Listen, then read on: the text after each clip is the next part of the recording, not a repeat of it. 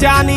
ਉੱਤੋਂ ਮਾਰਦੀ ਜਵਾਨੀ ਸਾਡੇ ਹੁੱਜਾ ਨੀ ਉਹ ਗੱਲ ਦਿਨਾਂ ਵਿੱਚ ਕਿੱਥੋਂ ਕਿੱਥੇ ਪਹੁੰਚ ਗਈ ਚੰਨ ਚੜਿਆ ਨਾ ਰਹਿੰਦਾ ਕਦੇ ਗੁੱਜਾ ਨੀ ਹੋ ਤੈਨੂੰ ਉੱਚਾ ਨੀਵਾਂ ਹੋਵੇ ਬੋਲਿਆ